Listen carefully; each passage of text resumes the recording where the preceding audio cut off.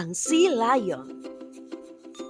Ang isa sa mga nakakatuwang hayop na masarap turuan at mabilis matuto ay ang matalinong sea lion. Atin alamin ang mga characteristics ng sea lion. Ang mga sea lion ay kayang lumangoy hanggang 25 miles per hour pero ang madalas lang nilang nilalangoy ay 11 miles per hour. Isang uri sila ng mga pennipedes na ang ibig sabihin na ang mga kamay nito ay parang may pakpak. Kulay brown at malaki ang mga flippers nila na kaya nilang maglakad. At sila ay may tuturing na marine mammals na kaya mag-produce ng mga gatas para sa kanilang mga supling.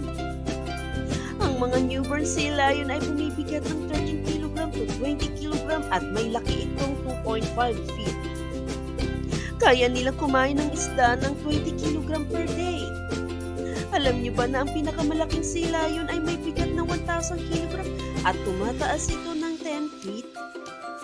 Ang mga sea lion ay walang pang-amoy sa ilalim ng tubig pero ang mga babaeng sea lion ay may kakayaan na hanapin ang kanyang mga anak sa pamamagitan ng pang-amoy at ang mga kalalakihan naman ay kaya nilang hanapin ang kanilang mga partners sa pamamagitan din ng pang-amoy.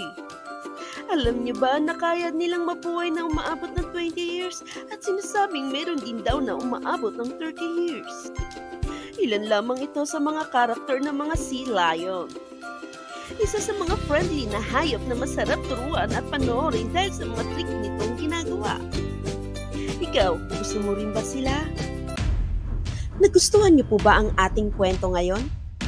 Kung nagustuhan niyo po, please pa-subscribe naman po ng aking YouTube channel na Hystereo and follow us on Facebook page Hystereo at comment down below.